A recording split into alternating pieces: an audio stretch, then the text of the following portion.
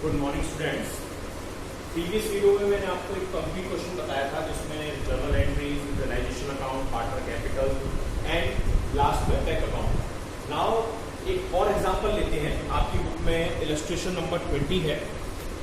Illustration number 20 में given है A and B are the partners who share their profit in 3:2 and agreed upon the dissolution of the firm.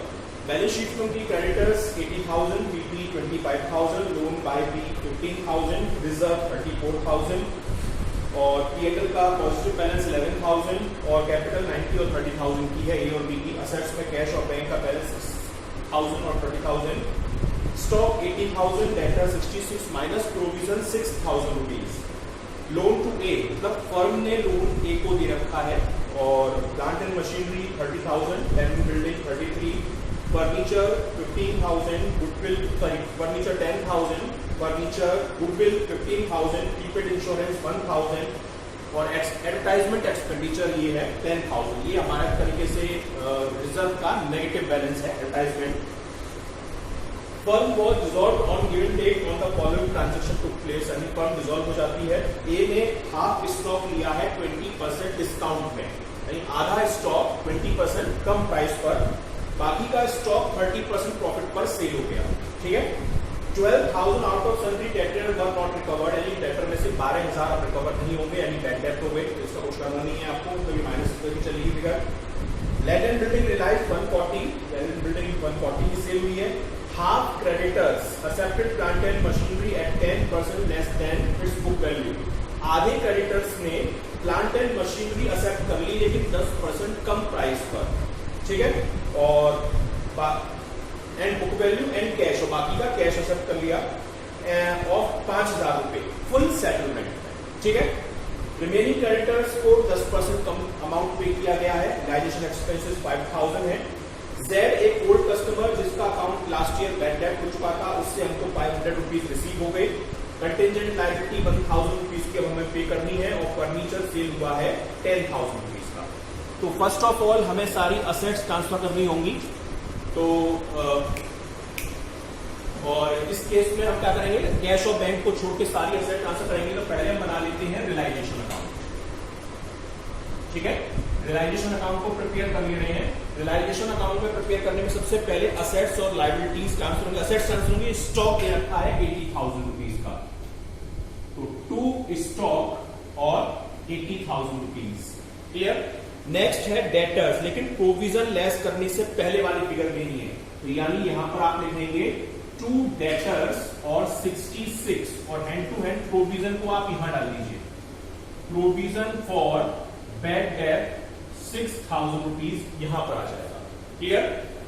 Next है आपका assets loan to ए। ये internal liability है तो इसको भी हम ट्रांसफर नहीं करेंगे। ठीक है, क्योंकि इंटरनल असेट्स है, पार्टनर की ही असेट्स है, तो इसको नहीं करेंगे। प्लांट एंड मशीनरी ये यहां पर आएगा, प्लांट एंड मशीनरी, और ये वैल्यू आपको गिवन है 30,000 रुपीज की, तो 30,000 रुपीज ये देंगे। नेक्स्ट अमाउंट है आपका लैंड एंड बिल्डिंग 33,000, तो लैंड एंड बिल्डिंग लिखेंगे to land and building 33,000 rupees. Next जो असेट्स है फर्नीचर 10,000 रुपीज, तो ये फर्नीचर भी आएगा आपका फर्नीचर, और ये अमाउंट है 10,000 रुपीज। नेक्स्ट है गुडविल, गुडविल 15,000 रुपीज की है, तो गुडविल भी यहां पर आ जाएगी, गुडविल 15,000 रुपीज। और नेक्स्ट है प्रीपेड इंश्योरेंस, ये भी एक तरीके से असेट्स ही है आपके लिए, तो प्रीपेड इंश्योरेंस के नाम से आपके 1,000 रुपीज ये आ जाएंगे। एडवर्टाइजमेंट एक्सपेंडिचर मैंने बताया नेगेटिव बैलेंस है ये असेट रिजर्व का, तो इसको आप लिखेंगे नहीं। अब लायबिलिटी ट्रांसफर कर देते हैं। लायबिलिटीज में एक्सटर्नल लायबिलिटी जैसे क्रेडिटर्स, तो सबसे पहले यहां पर क्रेडिटर्स ट्रांसफर होंगे। क्रेडिटर्स की वैल्यू दे रखी है आपको 80,000 रुपीज, तो 80,000 आपके क्रेडिटर्स आ जाएंगे। ठीक है। नेक्स्ट आपको दे रखा है बिल्स पेबल 25,000, तो ये भी आ जाएगा बाय बीटी 25,000 रुपीज, 25,000 रुपए का आपका बिल्स पेबल का अमाउंट है।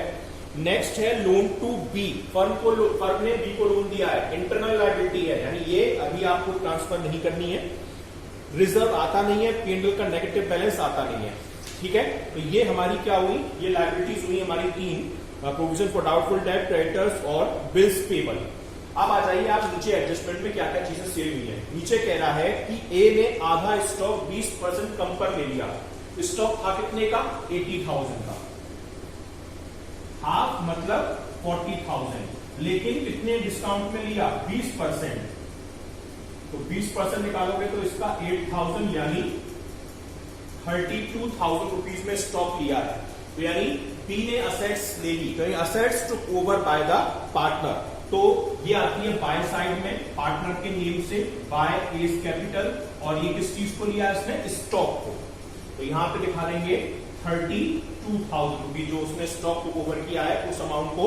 नेक्स्ट पॉइंट में कह रहा है कि रिमेनिंग स्टॉक 30% प्रॉफिट पे बच गया। देखिए 80 में से 40 का तो इसने ले लिया था, 40 के बाद बचा हुआ स्टॉक भी 40 हुआ, प्रॉफिट है 30% मतलब 12,000 रुपए का। तो यानी 40,000 का स्टॉक अगर 12,000 प्रॉफिट में सेल करेंगे, कितने में सेल होगा, 52,000 रुपीज में सेल हुआ है। और सेल ऑफ असेट्स आती है बाय कैश या बाय बैंक के नाम से। तो स्टॉक को आप यहां पे लिखेंगे, लेकिन बाय बैंक,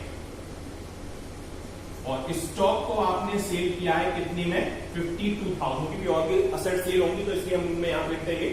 नेक्स्ट पॉइंट में आपके लिए कह रहा है कि 12,000 के डेटर्स अब आपको रिकवर नहीं होंगे। देखिए डेटर्स आपके कितने अमाउंट के थे, पहले उसको देख लेते हैं। डेटर्स की जो फिगर थी वो आपकी थी, डेटर्स की फिगर 66,000 की। 66,000 में से 12,000 तो रिकवर नहीं होंगे, तो मतलब कितने रिकवर होंगे, 54,000। मैंने आपको बताया है कि amount recovered from debtors is termed as a sale of assets. तो सेल ऑफ असेट्स एक तरीके से डेटर्स का अमाउंट आप यहां दिखा दीजिए। डेटर्स से 54,000 रुपीज रिसीव हुए हैं, बाय बैंक के नेम से ही आएंगे। ठीक है, नेक्स्ट पॉइंट में कह रहा है कि लैंड एंड बिल्डिंग रियलाइज्ड 1,40,000। तो ये भी सेल ऑफ असेट्स है, ये भी यहां पर इसी नेम से आएगी। Land and building 1,40,000 rupees. Clear. Next point कह रहा है half of the creditor accepted plant and machinery at 10% less and 5,000 in cash. यानी आधे क्रेडिटर्स ने, क्रेडिटर्स कितने के हमारे, 80,000, तो 80,000 का हाफ यानी 40,000, 40,000 के क्रेडिटर्स ने मशीनरी एक्सेप्ट कर ली, लेकिन कितने में, इन्होंने एक्सेप्ट की 10% कम प्राइस पर। तो 10% का इसका हम निकालेंगे, कितना आएगा, 30 मशीन थी हमारी 30,000 की, और 10% कम यानी 3,000 कम कर लीजिए, 27,000 रुपीज की। ठीक है, तो 40 में से इन्होंने 27 की मशीन एक्सेप्ट कर ली, प्लस 5,000 रुपए कैश एक्सेप्ट कर लिया। तो देखिए मैंने आपको बताया था, if any liability settled by the assets, ये कोई एंट्री पास नहीं होगी, यानी 27,000 की कोई एंट्री पास नहीं होगी। हाँ, लेकिन बाकी के बचे हुए जो हाफ क्रेडिटर्स हैं, उनकी एंट्री आप पास करेंगे। कैसे करेंगे, अब देखिए आगे कह रहा है कि half the creditors plant and machine 10% less then book value and cash of 5,000 in full settlement of their claim, and remaining creditors were settled at 10% discount.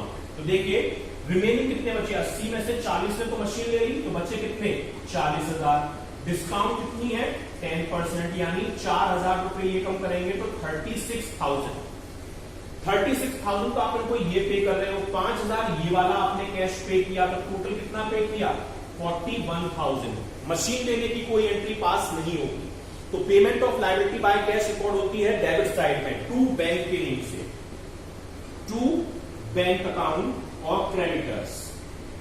Creditors 41 कैसे आए, 36 जो 10% डिस्काउंट करने के बाद आधे क्रेडिटर को पे हुआ है, और 5,000 जो पहले वालों को पे कर दिया है कैश, तो टोटल पेमेंट हुआ है 41,000 रुपीज का। नेक्स्ट कह रहा है रियलाइजेशन एक्सपेंसेस वर 5,000, तो ये भी यहां पर आ जाएगा, बैंक के नाम से ही इसकी एंट्री होती है। तो रियलाइजेशन एक्सपेंसेस 5,000 रुपीज। ठीक है, नेक्स्ट कह रहा है Z and old customer whose account were become bad debt last year paid 500। Z से हमको 500 जो बैड डेट हो चुके थे वो रिकवर हो गए। तो it is just like a sale of assets. तो इसे हम यहां लिखेंगे बाय बैंक के नाम से बैड डेट रिकवर, और 500 रुपीज यहां पर डाल देंगे। ठीक है। नेक्स्ट पॉइंट में कह रहा है एक कंटिंजेंट लायबिलिटी भी हमने पे की है 1000 रुपीज की, तो ये भी हम यहां पे दिखाएंगे। कंटिंजेंट लायबिलिटी पे हुई है, तो ये भी पेमेंट ऑफ लायबिलिटी के तरीके से ही है, बाय बैंक के टू बैंक के नाम से ये एंट्री पास होगी। और फर्नीचर सोल्ड फॉर 10,000, फर्नीचर को सेल किया है हमने 10,000 रुपीज में, तो ये भी बाय बैंक के नेम से यहां पर आ जाएगा। अब देखिए क्वेश्चन में कहीं भी 25,000 के बीपी का पेमेंट की कोई इंफॉर्मेशन नहीं है। If there is no information regarding the settlement of any liability, we have to pay with the full amount. हम उसे पूरे अमाउंट से पे करना पड़ेगा। तो मीन्स क्वेश्चन कहे ना कहे हमें बीपी का पेमेंट अपने हेड से करना पड़ेगा। यहां पर पूरा अमाउंट कितना, 25,000 रुपीज। क्लियर। अब देखिए आपने क्या क्या सेटलमेंट कर दिया। टोटल असेट्स आपकी कितने की सेल हुई, 52, 54 और 140 और 10,000 और 500 रुपीज। तो इस तरीके से टोटल अमाउंट हुआ 2,56,500। 2,56,500 रुपए की टोटल असेट सेल हुई। अब लायबिलिटी कितनी सेटल हुई है, क्रेडिटर 41, रियलाइजेशन एक्सपेंसेस 5,000, 1,000 रुपीज का अमाउंट है कंटिजेंट लायबिलिटी का, बीपी का 25, 30, 71, 72,000 रुपीज की टोटल लायबिलिटी आपने पे की। ठीक है। अब देखिए इसके बाद टोटल लगाया जाएगा। टोटल आप लगाएंगे तो इधर लगा लेते हैं टोटल इस साइड का क्रेडिट साइड का ज्यादा है, क्रेडिट साइड टोटल आ रहा है 3,99,500 और यही टोटल हमने यहां पर लिख दिया 3,99,500 रुपीज। और उसमें से ये सारे एक्सपेंसेस अगर हम माइनस करेंगे तो प्रॉफिट बचेगा 92,500 रुपीज का। 92,500 ये किस नाम से जाएगा, to profit transfer to capital account. और कैपिटल कौन कौन है, ए और बी, ये दो पार्टनर्स थे और इनका प्रॉफिट शेयरिंग रेशियो क्या था, 3:2। 92,500 को डिवाइड करेंगे 3:2 में तो 55,500 ए का और नेक्स्ट 37,000 रुपीज आएगा अमाउंट बी का। तो ये हमारा रियलाइजेशन अकाउंट है। रियलाइजेशन अकाउंट में आपको ये सारे ट्रीटमेंट हुए और इसकी हेल्प से आपको प्रिपेयर करना होगा पार्टनर कैपिटल और बैंक अकाउंट। तो नाउ हम बनाएंगे, अब we are preparing the partner capital account. Partner capital mean सबसे पहले तो इसमें आएगा बाय बैलेंस बीडी के नाम से पार्टनर्स की capital, by balance BD. By balance BD से पार्टनर की कैपिटल दे रखी है ए की 90 और 30,000 बी की। तो ए के कॉलम में 90,000 और 30,000 बी के कॉलम में। आप देखेंगे तो लायबिलिटी साइड में रिजर्व दे रखा है 34,000। तो रिजर्व को हम यहां पे डिवाइड कर देंगे पार्टनर्स में, किस रेशियो में, 3:2 में। अगर आप 34,000 को 3:2 में डिवाइड करेंगे तो अमाउंट आएगा 20,400 और 13,600। ठीक है। ऐसे ही आपको लायबिलिटी में एक पीएनएल का पॉजिटिव बैलेंस भी दे रखा है बाय पीएनएल, इसको भी ट्रांसफर कर देंगे 3:2 में। 11,000 को अगर आप 3:2 में डिवाइड करेंगे तो अमाउंट आएगा 6,600 और 4,400। ठीक है, 4,400। अब आप देखेंगे कि लायबिलिटी साइड में आपको एडवर्टाइजमेंट सस्पेंस दे रखा है, एडवर्टाइजमेंट एक्सपेंडिचर, ये एक तरीके से नेगेटिव बैलेंस है रिजर्व का, तो इसके भी आप डिवाइड करेंगे, कितना दे रखा है 10,000। 3:2 में डिवाइड करेंगे तो 6,000 और 4,000। अभी इससे पहले हमने बनाया था रियलाइजेशन अकाउंट, तो रियलाइजेशन अकाउंट में प्रॉफिट आया था और प्रॉफिट को आप यहां पोस्ट करेंगे रियलाइजेशन अकाउंट के नाम से। ये क्या है, प्रॉफिट। कितना आया था आपका, ए का शेयर था 55,500 और 37,000 शेयर था बी का। ठीक है। अब देखिए एक पार्टनर था ए, उसने स्टॉक टुक ओवर किया था और अगर मैंने फॉर्मेट बताया था आपको, अगर कोई पार्टनर लायबिलिटी लेता है तो बाय में एंट्री होती है, असेट्स टुक ओवर करता है तो डेबिट में एंट्री होती है। तो टू रियलाइजेशन के नाम से आप स्टॉक जो टुक ओवर किया था ए ने, कितने में टुक ओवर किया था, आधा स्टॉक उसने टुक ओवर किया था, कितने प्राइस में, आधा स्टॉक उसने टुक ओवर किया था 32,000 में। तो एक एक कॉलम में 32,000 रुपीज और लिख देंगे। ठीक है। इसके अलावा आपको असेट साइड में एक ए का लोन और दे रखा है, यानी जो फर्म ने ए को लोन दिया था, अब फर्म उससे वो लोन रिकवर करेगी। असेट्स में दे रखा है तो क्रॉस पोस्ट करके आप यहां ले आएंगे, और ये किसका है? लोन टू ए का अमाउंट है। कितना अमाउंट है जो लोन दिया गया है ए को? वो अमाउंट है 10,000। तो ए के कॉलम में 10,000 रुपीज और आप पोस्ट कर देंगे। क्रॉस पोस्ट असेट्स का डेबिट में, लायबिलिटी में होता तो उसमें डालते, लेकिन हम उसे कैश में पे करेंगे। ठीक है, तो ये फिगर है आपकी। अब आप बैलेंस निकालेंगे, कोई और अमाउंट तो है नहीं, टोटल लगाएंगे। तो टोटल आ रहा है ए के कॉलम का 1,72,500 और बी के कॉलम का टोटल आ रहा है 85,000। यही टोटल हम यहां लिखेंगे 85,000 और 1,72,500। 172 में से 632 और 10,000 अगर आप माइनस करेंगे तो बैलेंस बचेगा 124,500। ऐसे ही 85 में 4 माइनस करेंगे तो ये बैलेंस बचेगा 81,000। मैंने बताया था कैश का बैलेंस बैंक के नाम से लिखा जाता है, टू बैंक या टू कैश के नाम से। अब हम बनाएंगे बैंक अकाउंट, लास्ट में बैंक अकाउंट तो बनाएंगे।